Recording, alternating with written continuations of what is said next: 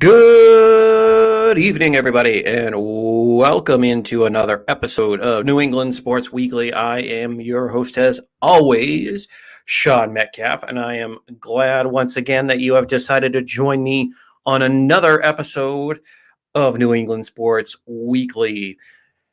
And as you can probably tell right now, this is a packed week, a really packed week of sports. There's no shortage of things to talk about between the Patriots, between the Red Sox, especially with their playoff run, and a little preseason concluding and regular season getting a start for your Boston Bruins and the Boston Celtics as they both are close to getting underway.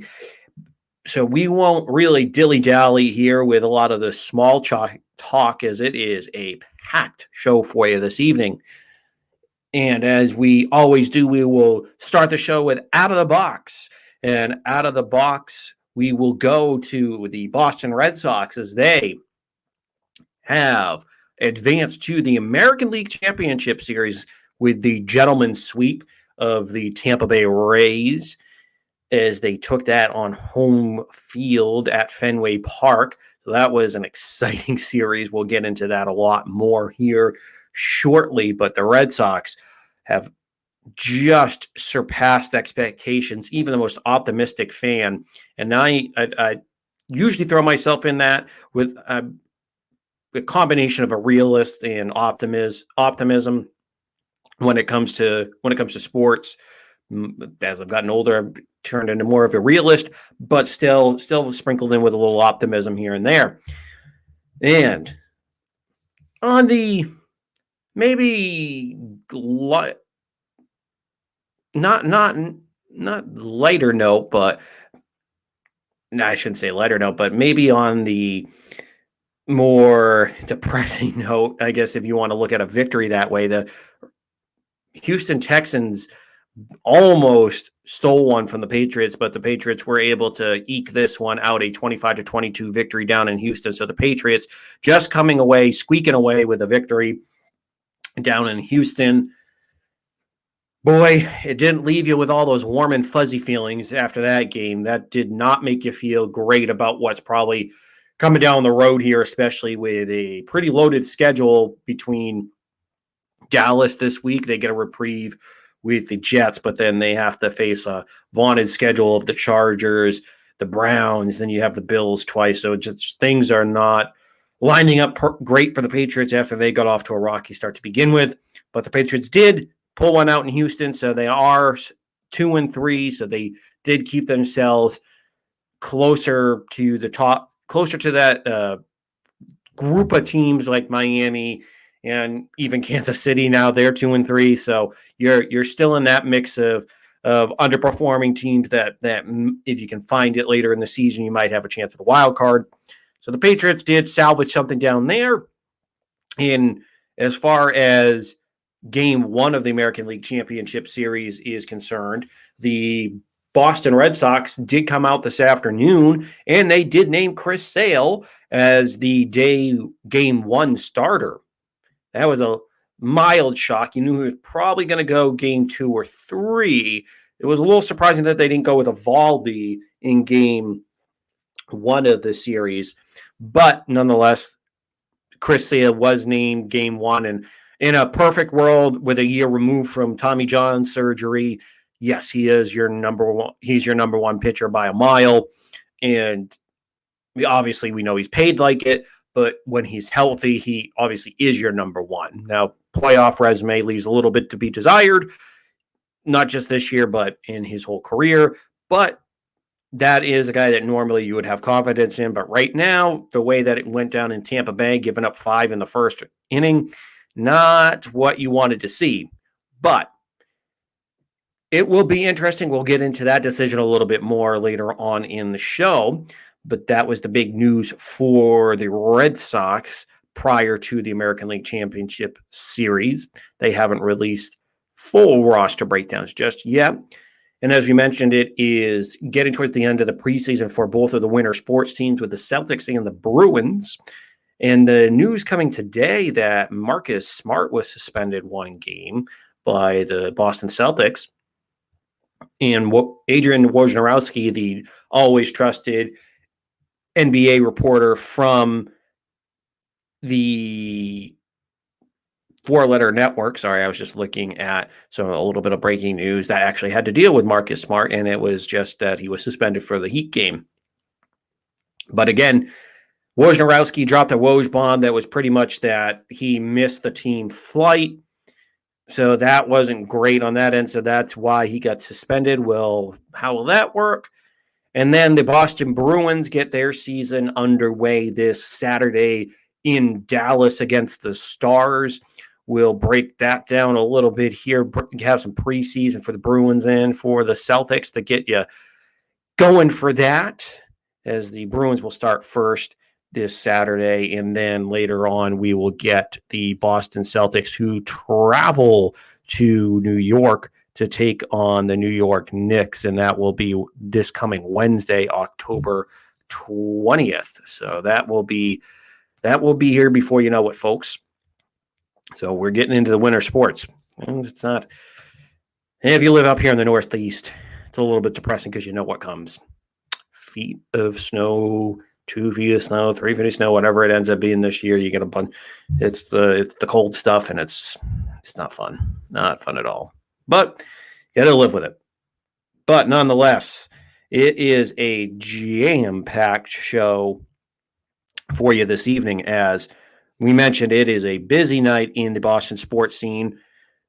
And the biggest of them all, was the Boston Red Sox. Now, we've seen a return to maybe form for this Boston sports fandom, Red Sox fandom in particular. I haven't seen a crowd that turned out for that elimination game against the Yankees, the wild card game, if you will, and games 3 and 4 in Boston at Fenway Park. That place was absolutely rocking, and you could tell it through just watching it at home. I wasn't there. I didn't know anybody personally that was there, but you could just tell just from even just at home how pumped up and jacked the crowd was. It reminded me of 03-04 crowds when it was obviously pre the Red Sox winning the World Series in the October of 2004. So it reminded me a lot of those crowds. Now, 2013, you could probably throw in there as well. That was one of those raucous crowds because different reasons, because of everything that happened during the marathon, the Boston bombings at the marathon that April. 2018, obviously, the Red Sox are always good fans. Red Sox are, obviously, I'm biased here. They're, if not the best fans in all of baseball, they are top 2, top 3 fans in all of baseball and in all sports, and New England fans in general are the best in my opinion. But like I said, biased. But it was just nice to go turn on the TV and just kind of you just even be able to feel that energy. And speaking of being able to feel that energy, it translated down to the field. Is I talked about a lot during this podcast through the year that pretty much through July, up until the end of the July when they had the trade deadline. So until probably that first show of August, I told you folks to be confident with this team, that I think this team was going to be able to make a deep run, that they had what it took, that this just wasn't a fluke. How you can't play 100 games or whatever it was at the time. You couldn't play that large sample size. It's not just like, oh, you played 40 games. This team's good. Then we all, without going over every little single detail, but we all know what happened after the trade deadline for the Red Sox. They just went into the tank, and there actually was a comment by Nathan Eovaldi, who made this to WEEI earlier in the week, that he came out and said, he stuttered through it pretty much like I'm kind of doing now, making fun of myself, a la Kyle Schwarber. But anyways, Nathan Eovaldi came out in that interview after they asked him, kind of stumbled through the answer, and basically admitted that it did affect the team. They were hoping for some pieces. Now, if you kind of want to parse that, read between the lines there, you're probably talking more on the pitching staff. They were hopefully looking for another starter to pair with Eovaldi, with Sale. Throw Erod in there, even though Erod's been Mr. Jekyll and Dr. Jekyll and Mr. Hyde this year, if we're being honest, and a lot more of Mr. Hyde and not the good. But you clearly it affected them, and they came out and admitted it, or at least Eovaldi did. I don't know if the rest of the team would do that to the media, but Eovaldi pretty much did. So that was interesting to see. So we now basically have confirmation that July 31st trade deadline, when they didn't pick up more elite help pitching wise, or above average pitching, or just to get more depth in that rotation to help them out, and maybe not get another elite bullpen arm to put in that pen, because they knew they were going to be taxed. They already were. You just knew that was going to affect them, and it did. And then on top of that, they didn't get any help at first base. So they just came out and admitted that it did affect them. So that 2 months that they struggled, why it happened. Now, obviously, you got to pick yourself up. You got to be big boys about it. You have to be an adult in the room and just understand, okay, am I going to bitch and moan this whole time, or am I going to actually get back on the horse here and try to win games and try to get to the playoffs, maybe getting back into this division race? That didn't happen, but you understand what I'm saying. They did get back into the playoff race. We all saw how frustrating the last 2 weeks were. They couldn't sweep the Orioles. The goddamn Orioles. They couldn't sweep a team that had, at that point, had had lost 107 games this year. So they're bad, really bad. They couldn't sweep them. They managed to lose 2 games. They almost got swept themselves. That they absolutely had to sweep the series against Washington. They almost blew it in the final game, but thanks to Rafael Devers, he crushed a 2-run shot into center field. Red Sox ended up winning 7-5 that game. And then they made it to the playoffs. And this is where things really started to turn, because even entering that playoff game against the Yankees, the wild card game, the 1-game elimination, they pretty much were kind of in that boat of, all right, you got a good offense. It's Nathan Eovaldi or bust with that rotation. And the bullpen, nobody had any confidence in the bullpen.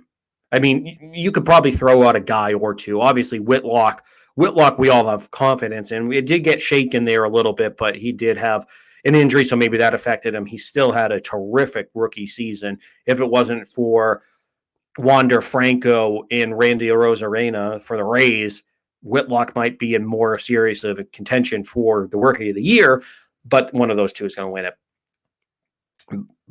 But really, it was pretty much Whitlock sprinkling a little Brazier, and that was pretty much it, because you knew they were going to have to make some moves, and they did. They put at the time, they put Garrett Richards in the bullpen. Now, he ended up getting injured in game 2, or right before game 2, so they put Matt Barnes in the roster. So you had to move a starter there. Then you also had to move Nick Pivetta and Tanner Houck out into the bullpen. And boy, in that playoff series against the Yankees, did Tanner Houck come out big. He shined. And then if you go over to the American League Division Series against the Rays, that move by Alex Cora, man, that did not implode at all, because at times this year, Nick Pivetta has been an enigma. Or like the first half of the season, Nick Pivetta had been really good. He was a steal that they got from the Philadelphia Phillies in that trade when they ended up sending Brandon Workman and Heath Embry over. And they basically stole they stole Nick Pivetta and Connor Siebel out of that system. Now, I know looking back now, you can say stole, but at the time, Nick Pivetta was kind of one of those prospects where, all right, he has promise, but he really hasn't panned out at this level. So they ended up trading him away, and Boston might have found some treasure here. Now, again, it wasn't perfect. He wasn't Pedro Martinez or Roger Clemens. Don't get me wrong there, but he had his moments this year. He had that no hitter for 5 or 6 innings down in Tampa in the regular season before that got taken away from him after he got pulled, and they lost that game 1-0. But putting Nick Pivetta there, and then the biggest one for me has been Tanner Houck, who's great who I shouldn't say great as a starter, but last year as a starter was really good for 4 games. Came in this year, he didn't get a win as a starter, but he pitched well. It's just he had times where he at the very last moment he gave up that one home run. They would lose 3-2 or lose a close game. So he pitched well enough, but put him in the bullpen. He was able to crank up that fastball, use that slider. You don't have to worry about that third pitch as of right now. That's something you can try to develop in the offseason if you're Tanner Houck, and then next year go into rotation.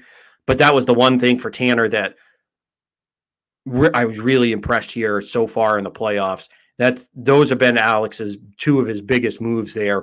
Where would this team be without that bullpen help? They honestly, they have been Tanner Houck and Nick Pivetta have been co-MVPs so far. I know we can make the argument for Nathan Eovaldi here as well, and there are multiple guys. Don't get me wrong, this is not easy, but if you were going to hold me down, I'd probably say it is between Nick Pivetta and Tanner Houck, just because each situation. Now, if you look at this Tampa Bay Rays series, they came in, they lost. The Red Sox lost game 1. Really wasn't there's nothing inspiring happened in that loss at all. Game 2, Red Sox come out, put up 2 quick runs. You're like, okay, but they're showing some fight here, showing a lot of fight. And then they come out and then they come out after in the bottom half of that inning, Chris Sale just absolutely can't locate anything, and he gets his lunch handed to him. They get a grand slam off of Luplow, who was down 0-2 in the count, but swung at a high fastball, crushed it out of the ballpark. Or not out of that quirky stadium, which, by the way, Tampa should not be allowed to play in that stadium. That stadium is an abomination. That stupid Nelson Cruz home run that hit the catwalk in game 1, that was ridiculous. I don't know if it would have gone out or not, but oh my God, baseball should not be played in a goddamn trash bag covered roof of a stadium with 5 catwalks and no, get that out of that damn circus tent. I know it's Florida, you have to have covering, but can you do something better? Can you build something like Houston, like Seattle, have a retractable dome so on days where it's not pouring? But I digress. That's neither here nor there now. The Red Sox are done with Tampa for this year. They don't have to worry about that stupid abomination of a stadium. But anyways, so Lupo hits that grand slam, and then you're thinking to yourself, well, it was a good season, boys. Maybe that 1-game playoff against the Yankees, all that energy, all that hope, maybe that was all for naught. But the Red Sox got 2 solo home runs in the next inning. They clawed back in. You're like, all right, this team maybe has a little bit of fight. Then that offense just exploded. But lost in the shuffle there of that whole game was Tanner Houck coming in, shutting the Rays down for 5 innings that night. He was amazing. Came in after Chris Sale, didn't have it at all. Came in, shut the Rays down, kept it a 5-2 game. Then, like I said, the Red Sox clawed back, and then the offense just absolutely exploded. They won that game 14-8 was the final score. They looked great in that game as far as offensively. But like I said, Tanner Houck was the one that came in and shut the door. And then fast forward to game 3 at Fenway Park, our co-MVP, Nick Pivetta, came in. The Red Sox needed somebody to come in and shut that down late in that game when it went to extra innings.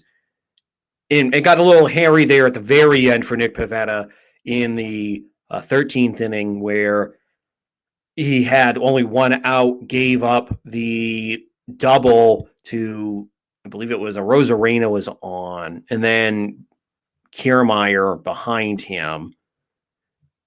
Kiermaier hits one to the wall, and you're thinking, oh God, this is a 2-run home run. They're going to go up 6-5, or sorry, at that point, 7-5 at that point.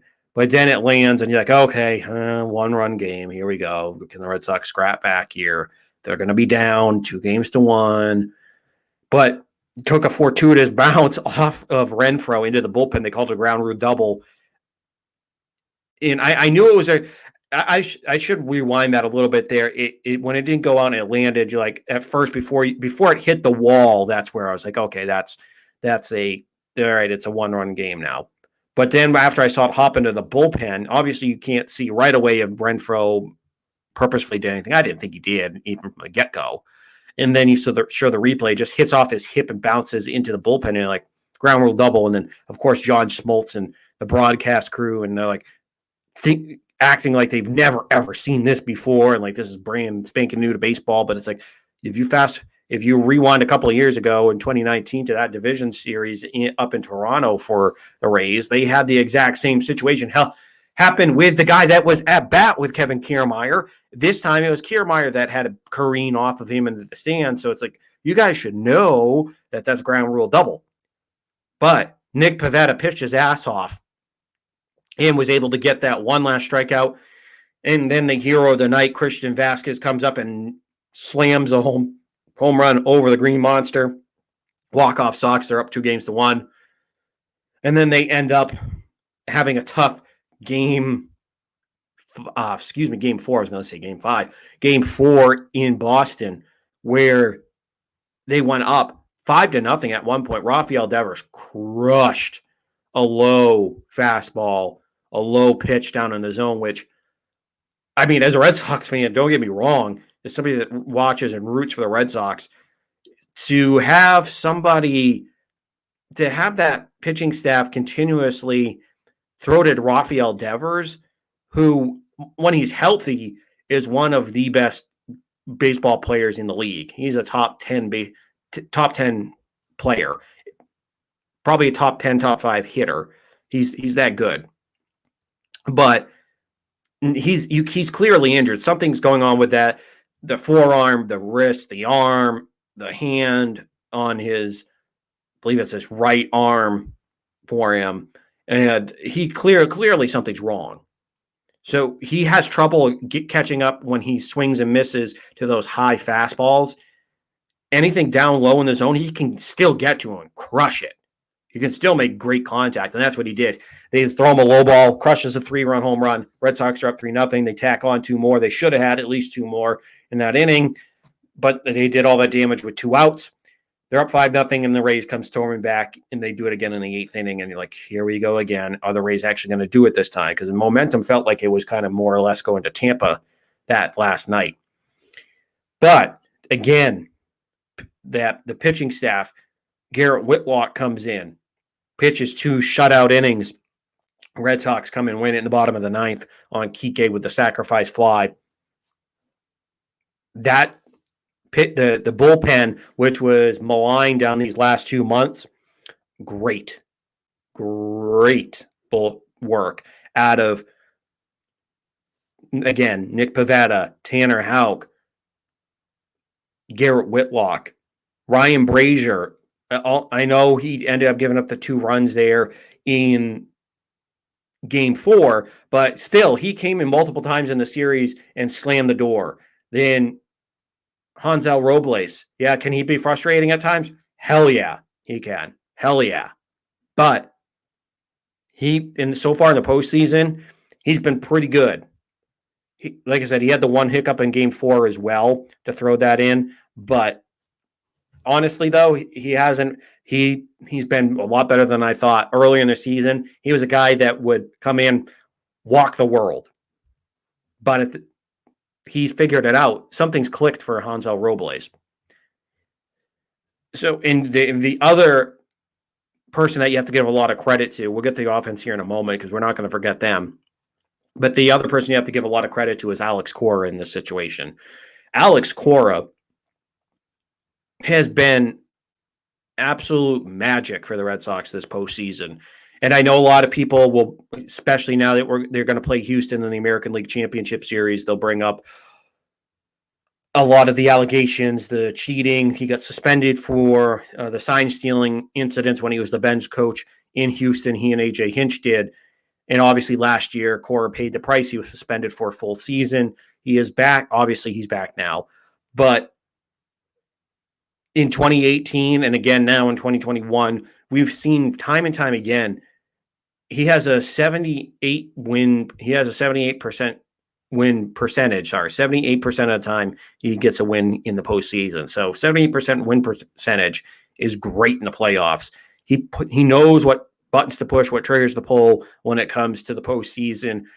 And to me, the best part for Alex Cora is just his decision-making with the bullpen, with his pitching staff. He knows, unlike the Tampa Bay Rays, who thank you for pulling Charlie Morton in Game 4 when he was actually pitching pretty well. You morons. I know he wasn't going to go deep. Don't get me wrong. I understand that.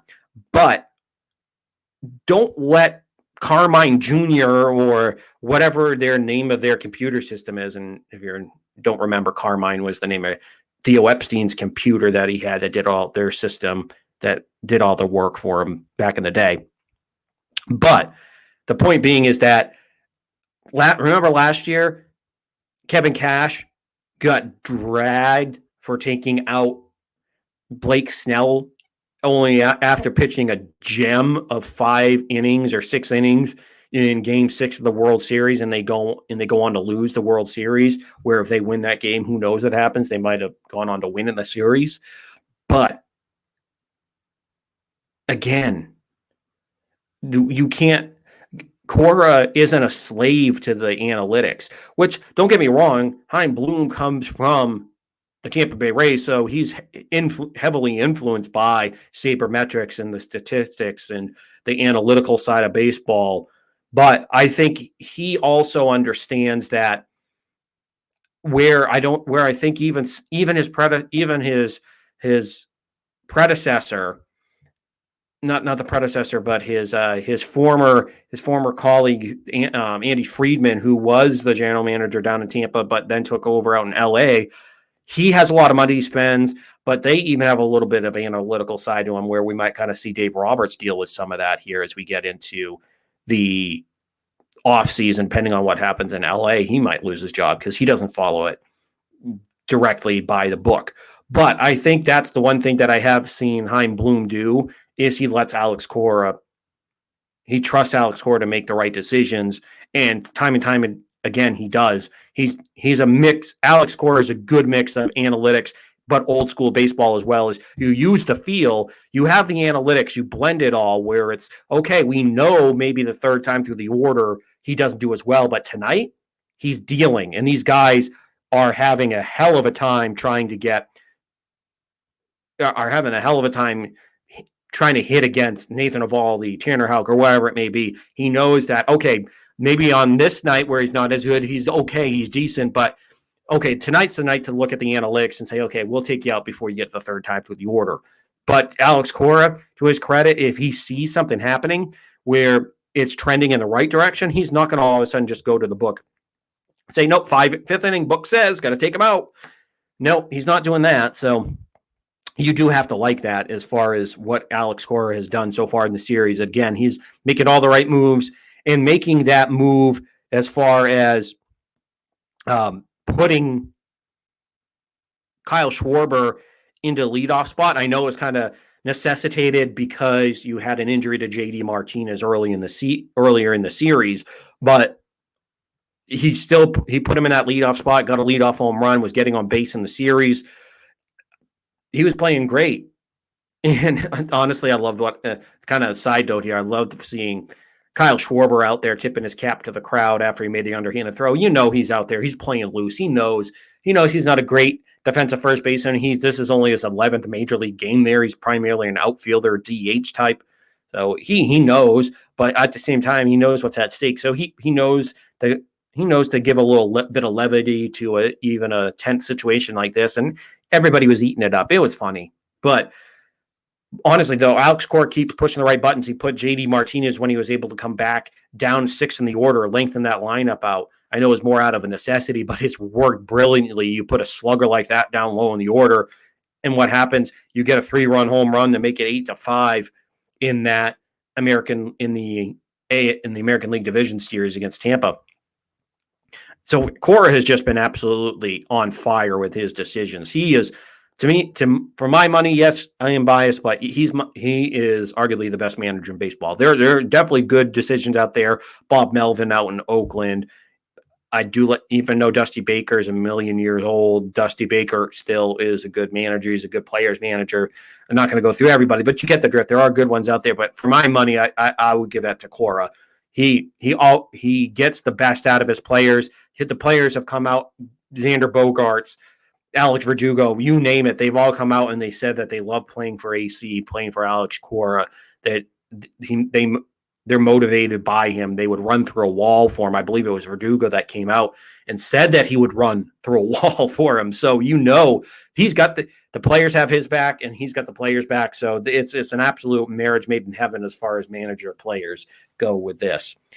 Now, we talked about some of the moves that Cora made offensively, but let's just kind of take an overview of that offense here, because besides the bullpen having some key innings there, the other big story was the offense. And just looking at a guy specifically like Kike Hernandez, he was absolutely on fire. At one point, he had 7 straight hits, and then he ended up the series with 9 hits, and he was just absolutely crushing the ball. He had 2 home runs, 5 RBIs, actually 6 RBIs because he ended up getting that walk-off sacrifice fly. He just came up clutch time and time again. He got the game-tying home run to make it 5-5 after Chris Sale gave him that grand slam. So he came up clutch there. Then he got a big home run late in the game, middle of the game, game 3. He's just been absolutely on fire. So you got to leave the lineup as it is. Leave Kike in that number 2 spot. Leave Schwarber in the leadoff spot for now, at least going into Houston. And then even though Rafael Devers hasn't been all there because of that injury, he's clearly injured, whatever it is, I'm not sure. Something up between that elbow all the way up to his hand or wrist area, something's going on. But he's come in, he's come up with some big timely hits. He's a guy that has developed. I mean, he obviously, like I said earlier, he's developed into a top 10 player, in my opinion, in baseball. And he's underrated just because he doesn't get a lot of the pub that Fernando Tatis Jr. does, Mike Trout does, Vladimir Guerrero Jr., guys of that ilk, that they get that pump up. I know it seems weird because Rafi plays here in Boston, but still, you don't see him in a lot of the commercials or a lot of the ads or when people start bringing up the best young players. Rafael Devers, eventually they'll get to him, but it takes them a while to get to him from in that list. But he's a guy that you got to put a little bit more respect on his name because that dude is legit. And he showed it even with a bum, whatever, arm, wrist, or hand, or whatever's going on. He showed it early on here in the playoffs.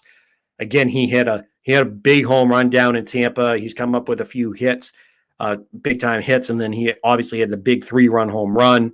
Now he's still struggling when they throw the fastball high with that injury. It is giving him problems when he can't hold on to the bat. But still, even with kind of 1 arm, 1.5 arms, whatever he's got going on, he still has made an impact in the series. You can't just be like, oh, he's injured, and then throw him a cookie because like, oh, or pitch him, or if you try to pitch him like some 9-hole hitter because he's injured. No, this is a dude that's come up big time so far in the playoffs early on. And JD Martinez, to his credit, has that ankle injury, and supposedly that injury is a little bit more serious than we've been led to know.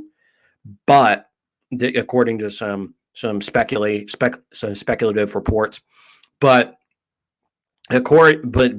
he came into that first game, came up, got an opposite field hit, got a couple of hits, and then hit a 3-run bomb that give the Red Sox an 8-5 lead in that game 2 of the Tampa series.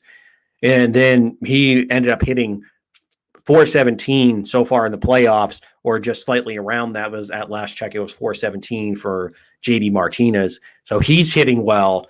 Obviously, Verdugo has shown that he's got a knack for the heroics here in the playoffs.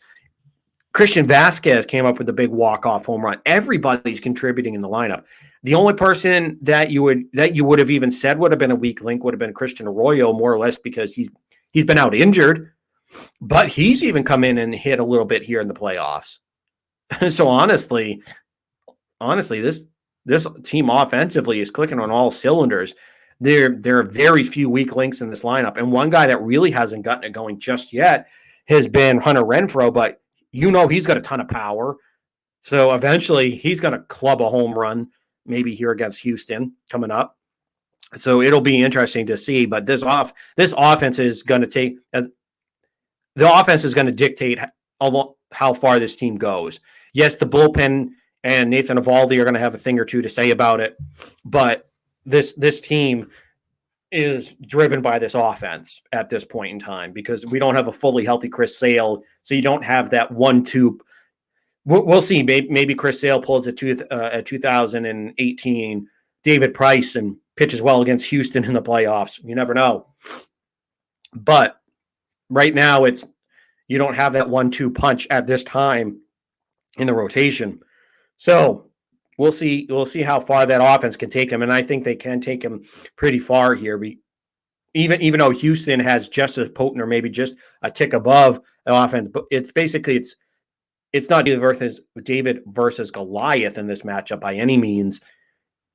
Pitching staff wise, maybe, but as far as offensively, these are two juggernauts offensively, and the Red Sox have woken up at the right time here in the playoffs. So it's perfect timing for them. And as we take a look here at the American League Championship Series that the Red Sox have found themselves in, which, again, mentioned off the top of the show, I would never have thought in a million years when this season started that they were going to be in this position.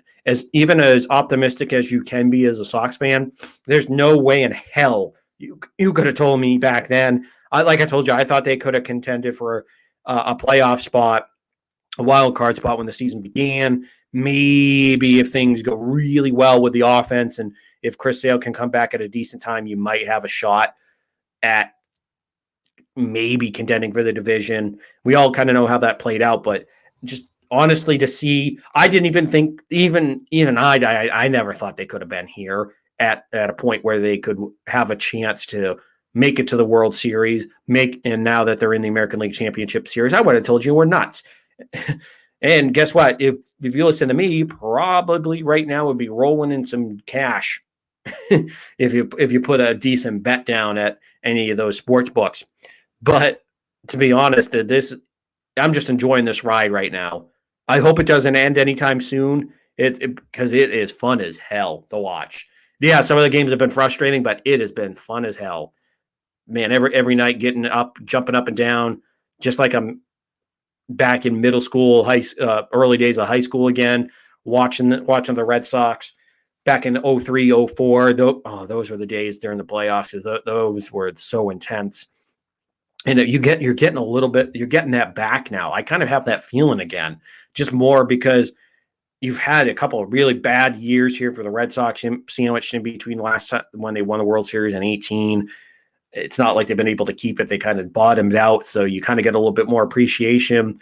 And then with the pandemic happening, fans coming back, and there's just kind of been this perfect storm. When I say imperfect, I mean things like I said, it's unfortunate that COVID had to happen to have some of this come about, but still I'm excited for this series against Houston.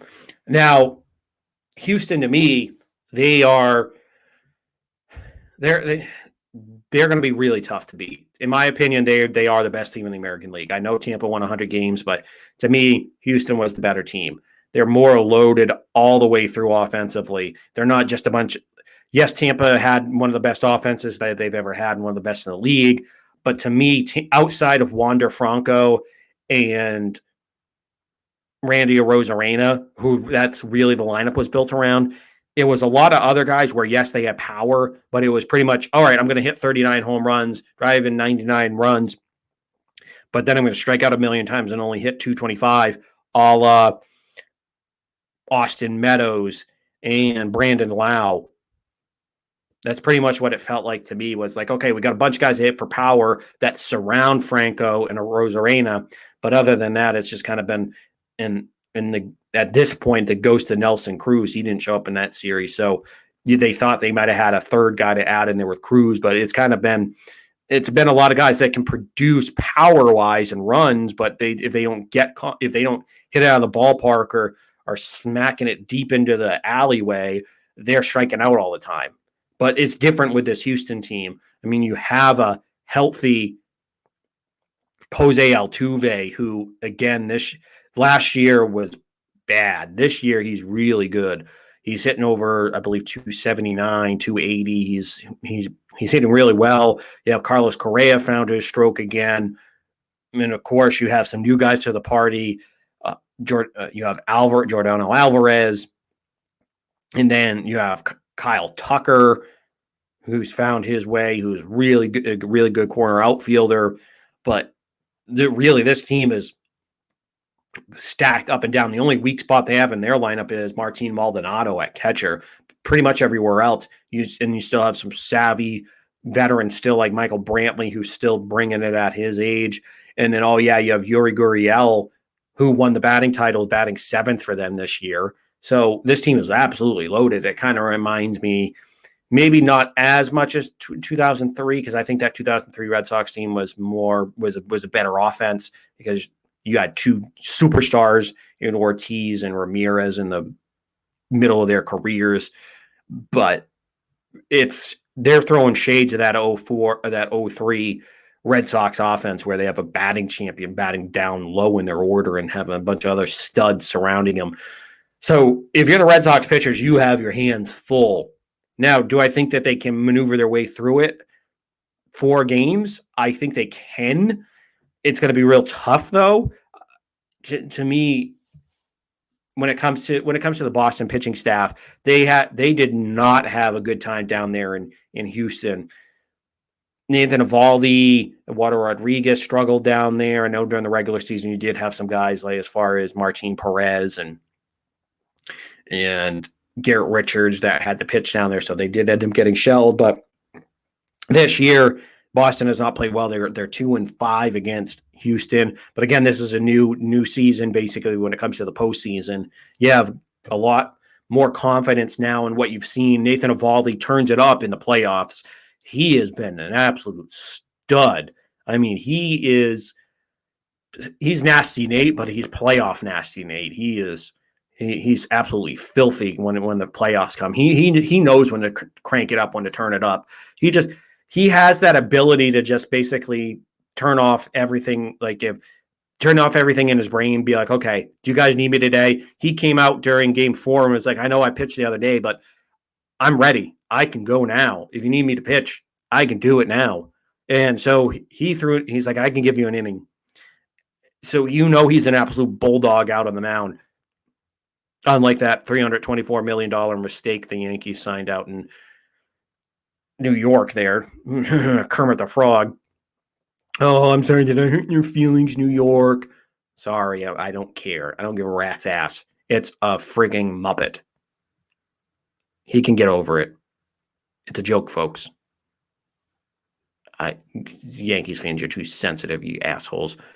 But basically, at this point, like I'm saying, Nathan Eovaldi has been an absolute stud. Absolute stud.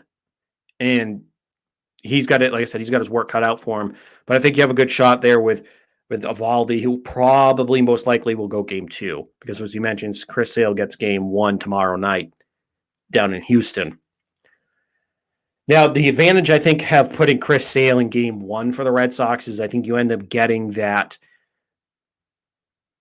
setting Nathan Eovaldi up to pitch multiple games and multiple games on the road, because I would rather see Nathan Eovaldi out of the road who can handle the big time pressure, where not that I don't think that Eduardo Rodriguez can't, or if you had to put Nick Pivetta there, but or whoever you end up having a fourth starter in this series. But basically, at this time, I like that idea because it puts Eovaldi in some of those crucial games. If you go down one game and you want to try to even the series back up in Houston, you have him in a big time game in game 2.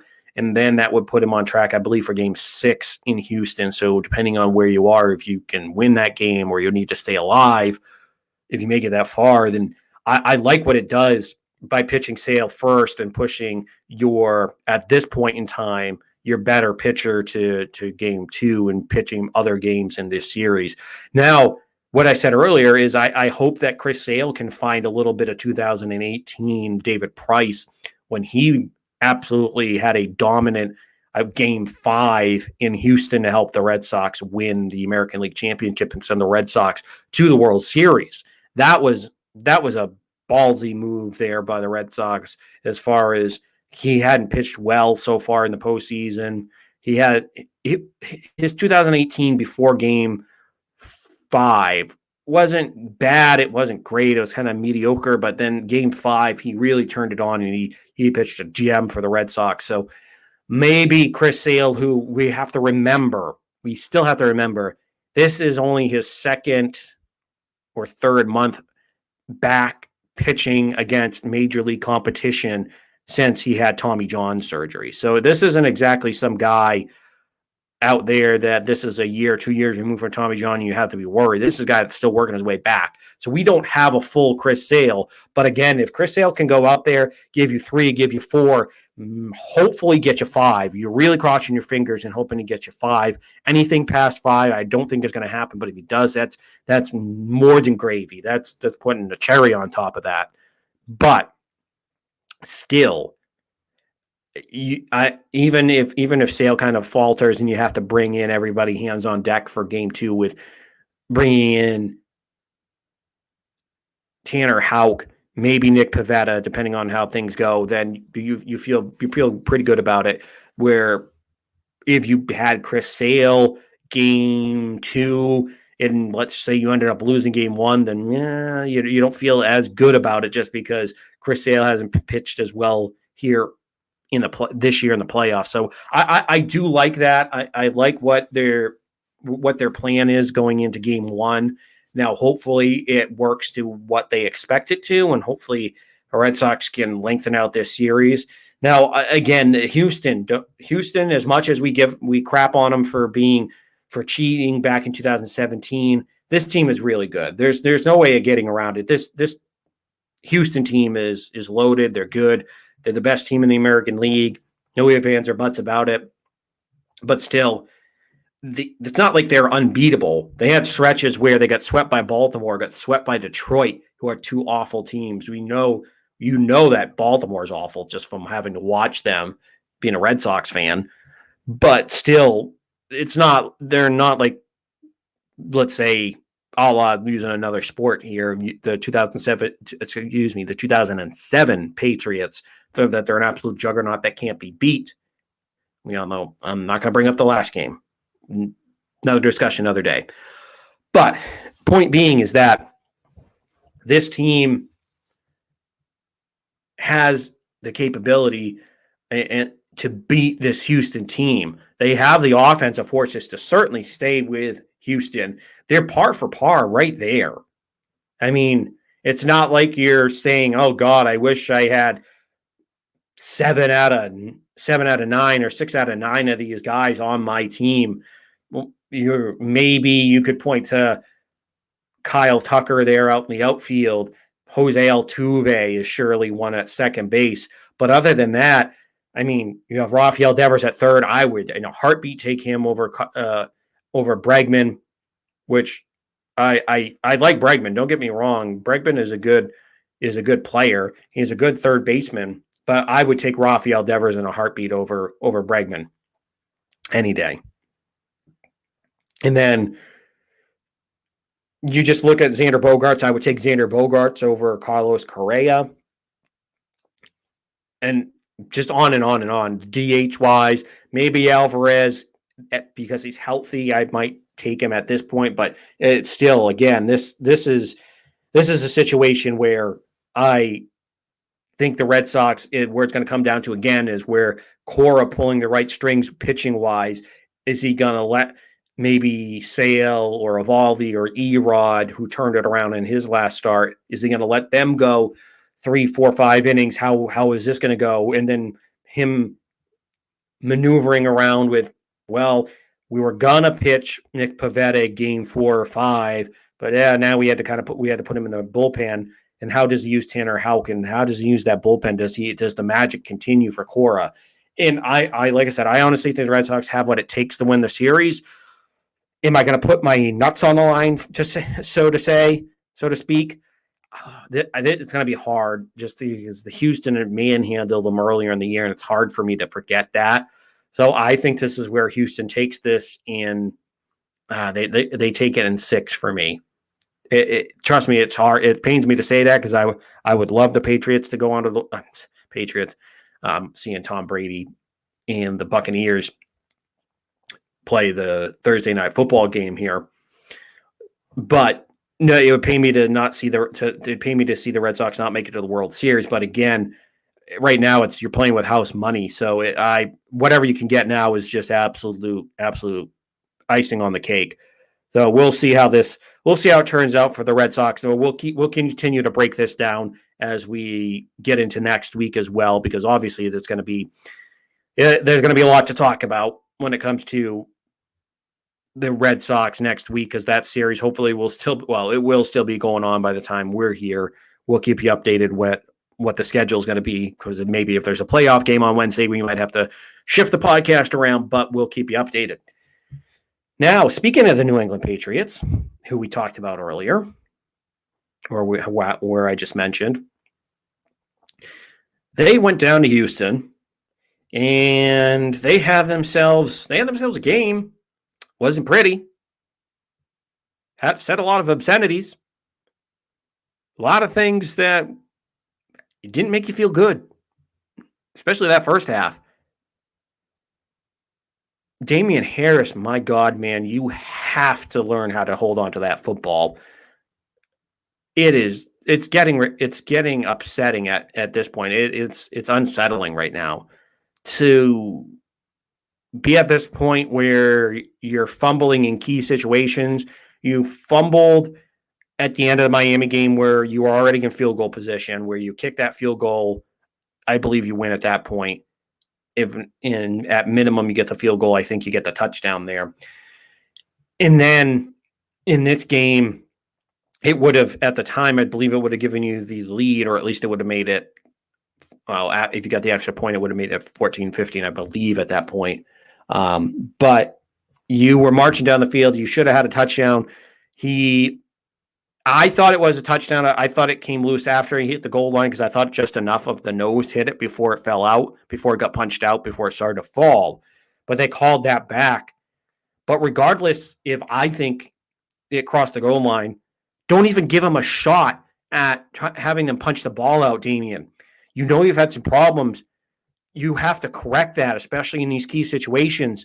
Hold on to that thing like it's your child, like you're running through a cage full of bears and snakes and a bunch of creatures that are trying to get to you, and you need to protect you and your family. Hold on to that thing like it's your child, like it's your life. You can't afford to keep doing this. And that was just so upsetting. And then of course, Houston has a lead going in half, and you're like, what's going on here? Davis Mills looks like he's going to be the next great thing at quarterback for one game. Obviously, I don't believe that. I'm just being facetious there. He comes out, throws for over 300 yards, 3 touchdowns, and you're just like, what's going on? He has the best rookie performance any rookie's ever had against Belichick, and this is a team that absolutely got their asses handed to them against Buffalo. So it was so bad. So bad to see. So frustrating to see. And of course, they come back out in the second half. They were able to turn things around. Now, Damian Harris ended up dealing with some injuries, had to sit. Came back in, was effective, but then again got injured there towards the end of the game. But again, you have to be impressed with what you saw out of Mac Jones. He was able in that second half to drive them down for a couple touchdown drives. They tie the game at 22 after Matt Jones throws that nice pass to the back of the end zone to Hunter Henry, catches it, get the extra point, they're tied. So Mac Jones in that second half went out again in that no-huddle offense, was spread it out, is able to find his guys, and really shows that he's able to, he has command of this offense and he has what it takes. It's just, unfortunately for Mac, the Patriots didn't give him a lot of playmakers. Now, we thought the tight ends were going to be that. They still could, but right now they're just not that. They're just not those big-time playmakers like we thought they were at this point in time, especially Jonnu Smith, who we thought was going to be that run-after-catch giant, get the ball into his hands, but he's been way underwhelming. Hunter Henry, he's been pretty solid, to be honest. He's been pretty good, just not what his contract says it should be, but he's been pretty good. I will give him that. Man, he's looked like he's got some chemistry going on with Mac Jones here. And of course, Jacoby Myers has that. And then as well as the surprising one is Kendrick Bourne. He's looked a lot better than I thought he was. So I will give him credit. I thought Kendrick Bourne was more that third, fourth receiver. He's kind of turned himself into a nice two, maybe. Obviously not even a one, but he's been a pretty solid two at this point. But right now, it's evident that it's Mac Jones, and he's just trying to piece everything together because he doesn't have that one big playmaker that can open everything else up for these tight ends, for those number 2, number 3, number 4 wide receivers that they have. So it's just frustrating to watch and sit there, and you know that Mac Jones is good. You see him. He's accurate. He's getting the ball in on time. Yes, he makes mistakes. Don't get me wrong. He had that one pass in that game. He had a couple passes in the game that just made you be like, why are you throwing that? What the hell are you doing, Mac? But again, he's a rookie. So he ends up, like I said, the last couple drives of that game, he marches the Patriots down. They get the touchdown, tie the game. Then on that, he marches them down on that field goal drive. They get the field goal and they end up winning. But again, it was the defense that to me was just, you had to feel so demoralized with what happened, because this is a team that you shouldn't even been this close to. You shouldn't even been in a rock fight like this at the end of the game. But the defense just did not show up. The secondary were all misplaced. You had that one play down the line where it was Connolly that ended up breaking free after J.C. Jackson forced him to the sideline, but was a little too far on his end. And then McCourty overruns it. So they basically, McCourty and Jackson were on the sidelines. Well, Connolly makes that catch, goes 65 yards for a touchdown to start I believe that was to start the second half. And it was just so frustrating to watch and sit there and be like, you got to be kidding me. This is happening again. They're going to end up losing this game to the friggin' Texans. But they pulled it out. Again, it was a gritty win. A win is a win is a win. But it's just so frustrating to sit here week after week and be like, all right, where are they making the corrections to? Where are they making the corrections to these mistakes? And Mac himself has made the corrections. It's been the rest of the team, Damian Harris, the running back core, the wide receivers just making turnover, just putting the ball on the ground in the most inconvenient time is what has been so unsettling. And then flip that around on the defensive side of the ball. J.C. Jackson didn't have a bad game, and they held Brandon Cooks down, but it was everybody else that was out there making plays for Houston. And that defensive line that was supposed to be so good against the run and supposed to be penetrating and make all this havoc, they haven't really been that this year. They've had flat. I mean, Matthew Judon has lived up to his potential. He's made every penny that he should. Josh Uche has shown his flashes so far. You just need to put everything together all at once. The linebacking core, though, looks slow to me. That's the worrisome part, is the linebackers, especially Hightower and Van Noy, just haven't looked the same. Now, yes, they are getting along in the tooth, but they're not so far gone that it's we're into a situation where it's 35-45. And you can't really make I'm sorry, 35, 36, 37 years old. These guys are like 29, 30, 31, 32, which, yes, is young in real life, but football-wise, you're starting to get up there in age. So we have some linebackers that have some wear and tear on them that just at this point in time, I knew that they're going to have a little more wear, but I didn't think they were going to be as slow as they were. Now, Hightower did have a nice bounce back game this game, so maybe he's started to find his stride as we move further into the season. But what really worries me here is you have to face the Dallas Cowboys. Now, Dallas, this isn't your father's Cowboys anymore, folks. This is the Dallas Cowboys 2021, where they have a high-flying offense. Their defense is maybe not great. They're not a top 5 defense in the league, but they take the ball away, especially if your name is Diggs. Trayvon Diggs, the corner for the Dallas Cowboys, the rookie corner out of Alabama. And yes, he is the brother to Stephon Diggs of the Buffalo Bills. But really, though, it's been an opportunistic defense this year that's really been the special part, because I know the offense, when Dax has been healthy, has been good, but that defense has taken another step forward, especially, like I said, ball hawking secondary. So it's going to be tough for Mac to try to make plays against that secondary without worrying if you're going to turn that over or not. Now, you can move the ball down the field on this offense. It's just Mac has shown a little bit of a tendency at times that, all right, where he might try to force something once you kind of get into one of those tight spots and that happens like once or twice a game where I know I talked about before. He's accurate, he's good under pressure, and he's a good quarterback, but he's a rookie. So there are going to be those times where he's shown where, again, some of these more opportunistic defenses, he may turn it over. And that's what I'm worried about with Diggs, because Diggs has 6 interceptions already on the season. So he's a guy that you kind of have to keep the ball away from. And Micah Parsons, the rookie linebacker, athletic stud, he looks like he's going to be a superstar in this league. So that defense is not there. Like I said, you can move the ball down the field on them. It's just going to be once everything tightens up in the red zone, are you going to be able to punch it in? Now, I saw a story out there, a prediction, quote-unquote bold prediction, that the Patriots might not score any runs. I don't think that's going to happen. I think they will score. I'm sorry, not runs.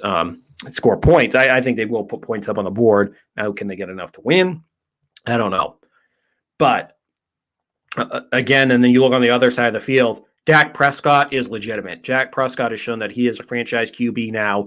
He is the guy that can overcome deficiencies. He is the guy that is the centerpiece of your offense. He's not just a game manager. He is a guy that can go in, make plays. He's got 2 of the best receivers in the NFL, or at least 2 top 20 receivers in Amari Cooper and CeeDee Lamb 2025, wherever you want to put him. But he has top tier talent at wide receiver.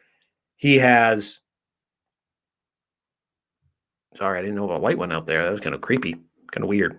But nonetheless, spooky things happening here. It is spooky season, folks. It is Halloween. So we'll see. But it's been weird.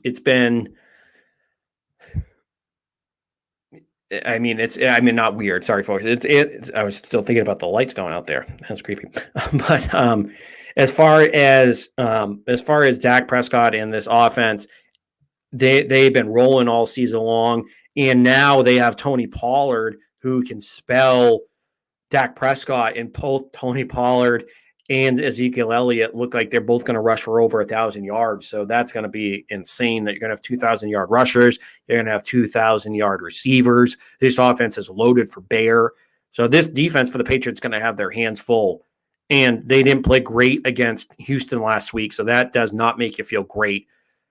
To me, it's a matter, it kind of reminds me of going to that Tampa game where you're like, all right, is Tampa going to put up 40? Are they going to put up 20? Are they going to put up 40? Are they going to put up 50 on a revenge game? I don't know if you can count on 50 with Dallas, but to me, it's it's kind of in that same situation where you have top tier talent, plus you have top tier running backs. Tampa has average running backs, because I don't think Leonard Fournette, who was drafted high, is anything great. Ronald Jones isn't anything great. But you're talking about a top tier quarterback in Prescott. Obviously not anywhere where Brady is, but a top tier quarterback that has weapons and he has a running game. So this is going to be really hard for the Patriots to try to stop. To me, honestly, for the Patriots to win this game, they have to, excuse me, you kind of have to count on that boob of a head coach of Mike McCarthy making some errors in this game and making bad decisions to maybe, with the game on the line, make this boneheaded decision or go for it in a certain situation or make a call against Belichick and maybe think that he might have it over Bill. But to me, this is interest. That's going to be the interesting part, is can a coach that I don't have any respect for in Mike McCarthy, the boob of a head coach, is he going to make a mistake here and cost this team a victory? And then secondarily, this Dallas team, Amari Cooper was in some interview earlier, and he ended up making a comment where, to paraphrase, they were thinking about putting up 40 points. That's how well this offense is going. And just if that doesn't happen, well, maybe how can we get to the Super Bowl? And they made comments basically about thinking about down the road, thinking about the Super Bowl. Now, obviously, I understand everybody wants to go to the Super Bowl, but you have a guy that's kind of out there talking, already kind of looking past things, already like, all right, I'm not looking at, okay, this week I have the Patriots. I got to focus on the Patriots. Now, is this a little cliche? Is this a little hardo football going on? Maybe a little bit. But still, to me, this is where maybe if you're the Patriots, you get a little extra motivation out of that. And then also playing Mike McCarthy, that gives you a little extra bit to kind of go off of here for the Patriots. So I still think Dallas wins this one. I think they end up winning 31-24. I think actually New England will play pretty decently in this game, but this is going to suck because you're going to go 0-4 at home. You're going to fall to Dallas, and you're going to have a lot of questions kind of around the team. Like, what's the direction of this team? The schedule doesn't get any easier. Yes, you have the game against the Jets coming after. So, yeah, okay, you're probably going to be 3-4 after that. And, yes, your season's not cooked, but you do have to face Justin Herbert, where this isn't last year where you clobbered him 45-3 or 45-10. This is where Justin Herbert has already put himself into the MVP conversation for this year. The Chargers at this point, I believe they're 4-1 now. They're on a roll. Then you have to play the Cleveland Browns, who were just played the Chargers. They're 3-2, but they had an opportunity to be 4-1. They're a good team. Then you have to play Tennessee, where I know they've been a mess here a little bit lately, but they're really talented. They could turn things around here in a hurry. Then you have to play Buffalo twice. So it's not going to get any easier here for the Patriots. And with their lack of skill on the offensive side of the ball, I just don't know how they're going to fare here in a shootout. You're going to have to draw from that bag of magic from what you had when you faced Tom Brady, because when you face a lot of these top tier offenses, that's pretty much what you're going to have for an opportunity as far as that's concerned, because they really don't have the artillery here to win a shootout. But I hate to say that. I don't want to sit there and sound like, oh yeah, be a homer and try to pick them to win. But they just right now they just don't have that firepower for Mac to play with. And then defensively, they just haven't shown me that they're back where they're supposed to be. But yeah, that'll be an interesting game. That's the 4:30 game, so that's like the America's game of the week on Fox. So they still got some high billing when it comes to the Patriots. So they're still going to have some of those big time games here. How many more are they going to have after this? I'm not sure, but if Mac Jones at the helm, I think they have a better shot.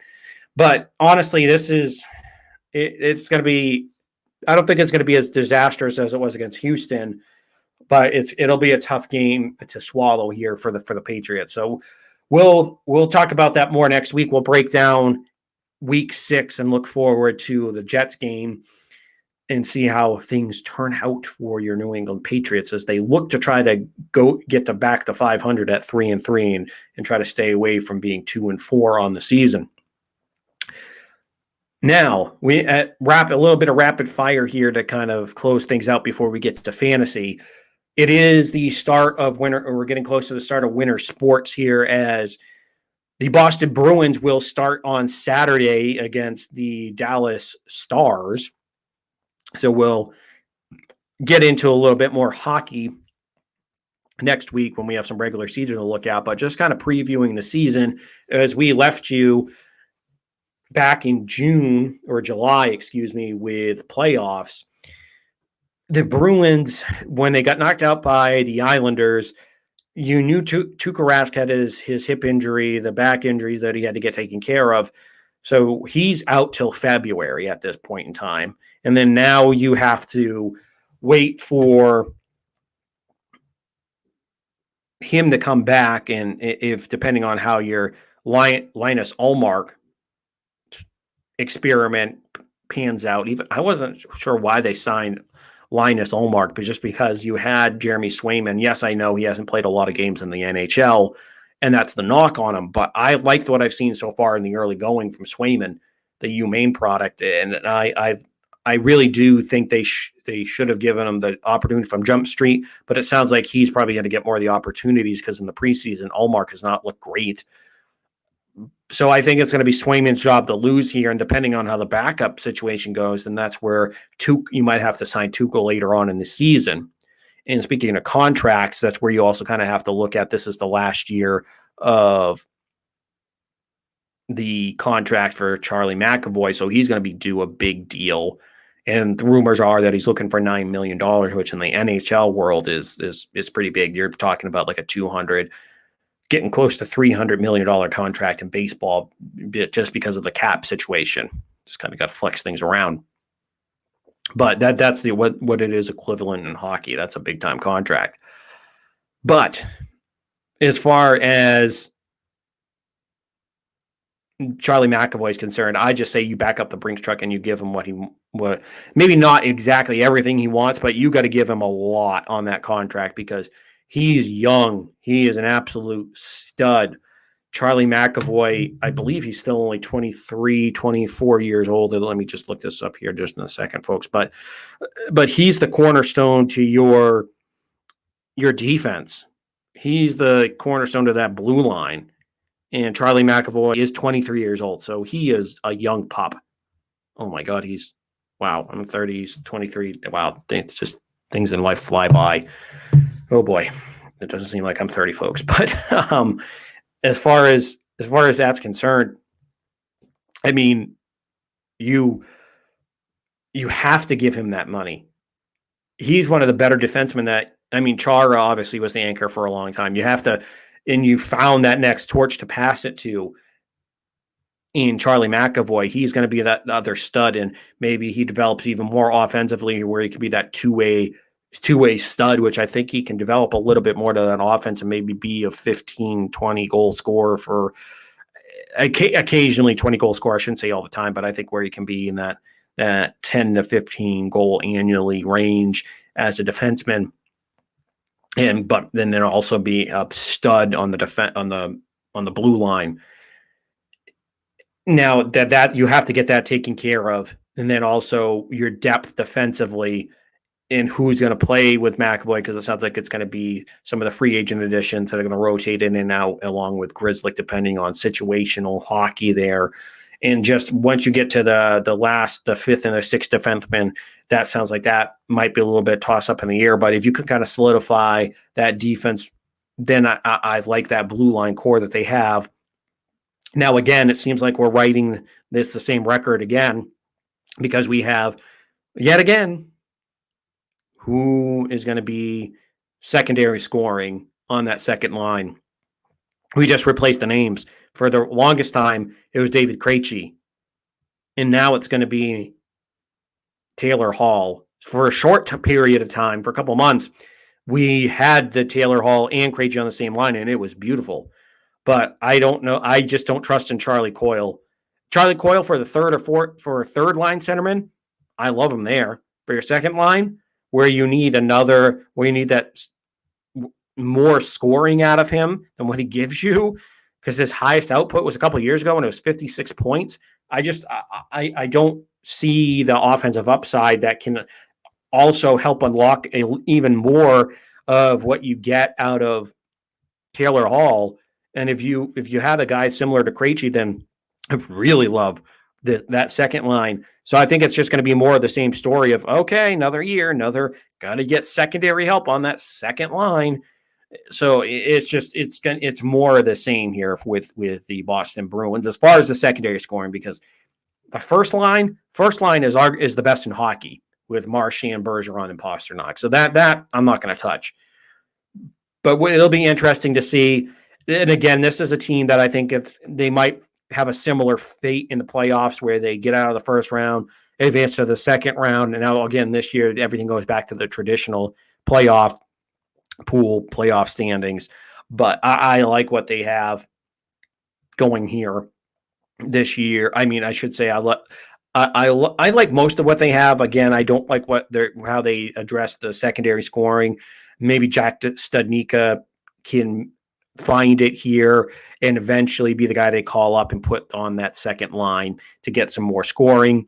But as far as I think, again, this is where you're going to have a team that is going to be in the mix for that second, or to move to the second round. And if you make some moves, maybe they could start to be rattled off as a serious contender. But right now, I wouldn't put them in the serious contender category. I would say that this is more of that they're in a playoff spot. They might be able to win the division, although it's going to be another tough year for the Bruins. So we'll see how this ends up going for the Patriots, for the Boston Bruins. But the other winter sports team is the Boston Celtics, who now are going to be without Jaylen Brown, who tested positive for COVID, at least for a little bit here. He may be ready for the season opener against the Knicks because everything kind of lines up that way, but you won't have Al Horford, who did test positive himself. I don't know if he is asymptomatic or not. I know Jaylen Brown is asymptomatic. We'll see how that goes. And then the Marcus Smart suspension for the one game, that was interesting. So that was kind of weird to see what happened there with Marcus. But we'll see how that affects him. You have Ime Udoka and Jason Tatum, hopefully to take that next step forward. We'll cover a little bit more of that next week, as the Celtics will be actually tipping off. Well, we're underway with the podcast, so we'll do a little bit more of a deeper dive into the Celtics, into what they are going to be looking at this upcoming season. So now we'll get to one of my favorite parts of the show. I love all of it. It's all sports, so don't get me wrong. But one of my favorite parts of the show is the Fantasy Blitz. Now, the Fantasy Blitz this week is going to be heavily focused on those players that you got to ride that hot hand this week, because we're getting into week 6, so we're getting into that first week of bye weeks, and also where you're starting to see some trends out there as well. So I wanted to give you some options as far as guys that, if you're not sure what you should do, if you're in a little bit of a bind, to say a little bit, and you're not sure if you should keep this guy in your starting lineup because he's been doing okay. Maybe he hasn't had a history of being a top tier at his position, or he might be a rookie, or this might be just a breakout year after kind of being a middling position player somewhere else, or whatever it may be. We'll give you some advice here to stick with some of those hot hands that have heated up so far early we're in the first 5 weeks of the season, heading into week 6. Now, this is one that I would have laughed you off the stage if you ever told me that this guy was going to be a good quarterback, or at least resemble a good quarterback in the NFL. And to me, that's Sam Darnold. Sam freaking Darnold. This is a guy that at one point was leading the rushing touchdowns in the NFL with 5. And this is a guy so far in Yahoo, depending on your scoring system, is probably roughly around like 97 to 107 points in your league, depending on your scoring system. But he's thrown 1,300 for over 1,300 yards, 1,366 to be exact, 6 passing touchdowns, and 6 interceptions, but also has rushed for 5 touchdowns. So you get some big scoring opportunities there with it being 5 rushing touchdowns. So that's really going to help you out there with him rushing. And again, he has rushed. It's only been 62 yards, but it's those touchdowns there. And this is a guy that in Carolina, he looks more comfortable. He looks more like a pro down there in Carolina. They've unlocked what Adam Gase could never do. So that curse of Adam Gase was alive and well with Sam Darnold, and he goes to another opportunity, just like Ryan Tannehill did, and he's doing pretty well. So that's a guy that I would definitely pick up in your league. And if you are looking for somebody to fill in, maybe you have an injury at quarterback, or your quarterback has not been doing as well, you may have somebody sitting on your bench and kind of upset with. And that might be a situation where you're to pick up Sam Darnold, or if you already did, put him in your starting lineup. Now, this week, they do play Minnesota, but I'm not completely bought into the Minnesota defense. I think this is one that you can still get some fantasy points on.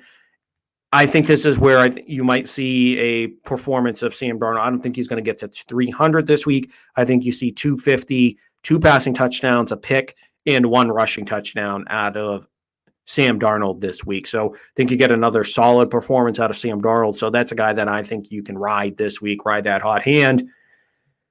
And then at running back, this is a guy that was picked high. He's dealt with some injuries. And I know, you picked this guy in the end of the first round or somewhere in the second round. How can you kind of say this is like one of those hot hands that you're not sure that this isn't a stud? But he hasn't really proven himself yet. He had a decent rookie campaign. He was looked at high early in the drafts, or early in that, late in the first round, early second round. Got off to the first couple games are slow, but these last couple games he started to take off. And this is a guy that I think he started to find it again, or found it now. And who I'm talking about here, this, in my opinion, would be Antonio Gibson of the Washington football team. Now, Antonio Gibson, the first couple of weeks were very uninspiring. Didn't have a lot to go off of. Even the Buffalo game wasn't, even though he had 73 receiving yards, that was pretty much off of 1 catch. So it really wasn't all that inspiring. And then these last couple of weeks, he's really found it on the ground. He had 63 yards rushing, 1 touchdown, 2 receptions, 12 yards.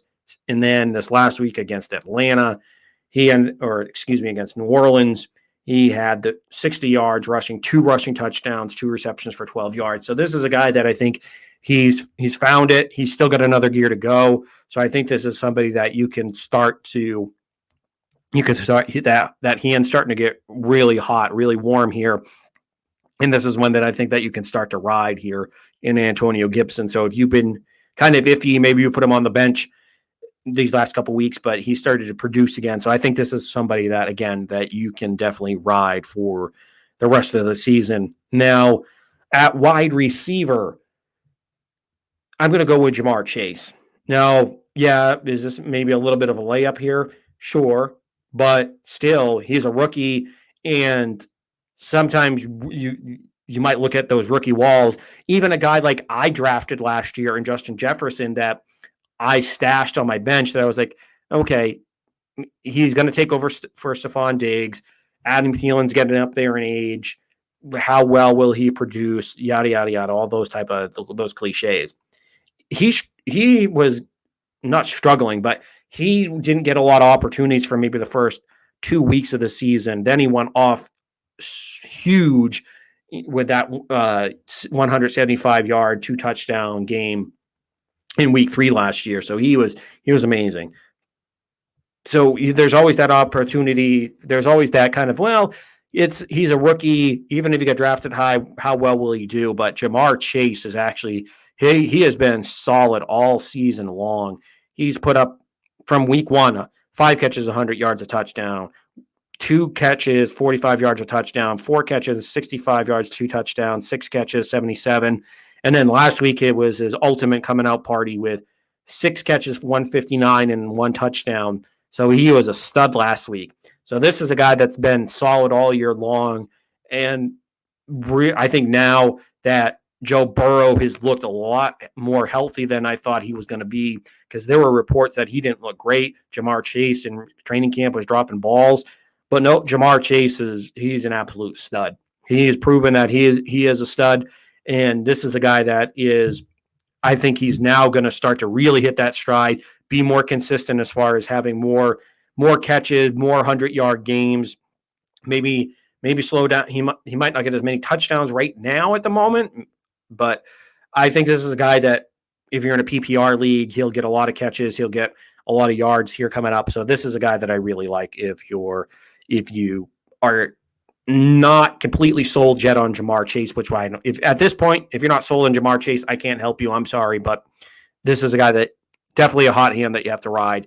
Now, my last position of the week and is one that hits close to home here, and that is going to be Dalton Schultz. Now, I had George Kittle in one of my leagues, one of my big-time leagues, the one that I have with friends from college. That in that league, now he was out for at least 3 weeks. He got put on IR.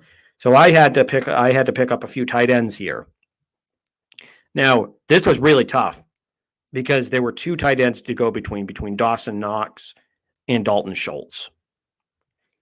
Now, the only thing that keeps me back on Knox is just that he's shown that he can be kind of streaky. Now, right now, that's one that I don't know if I'm ready to kind of jump on the wave fully completely at this point, because it's not like there's high volume. It's just high efficiency in those targets that he gets.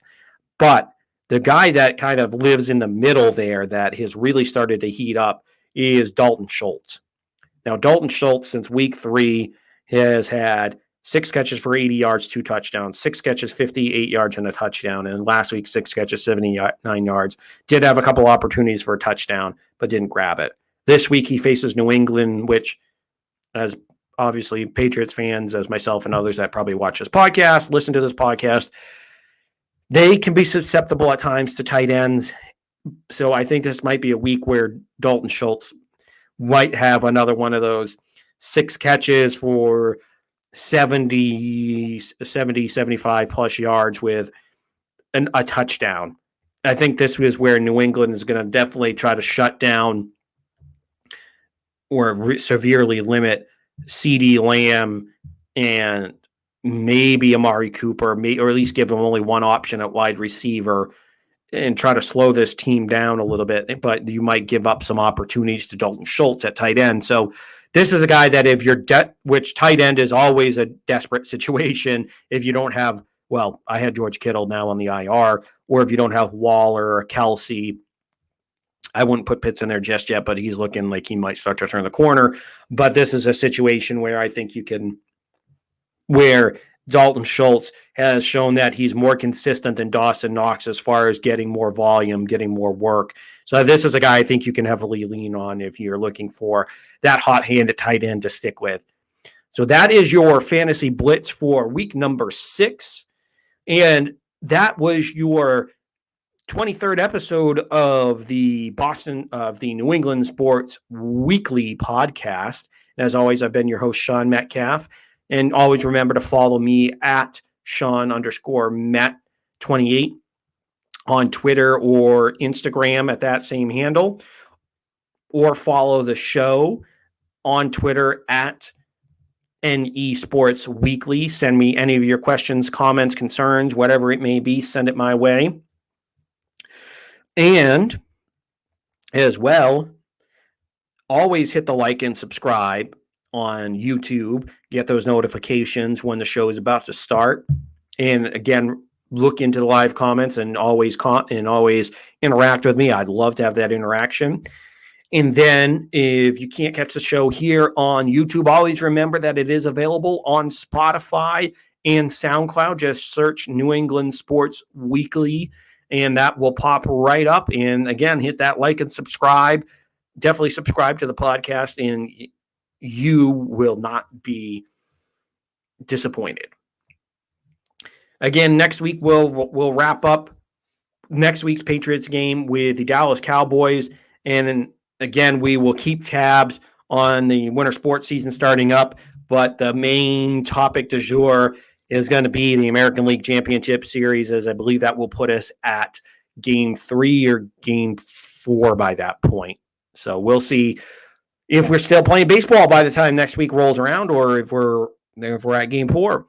But until next week, I've been your host, Sean Metcalf, and everybody have yourself a good one.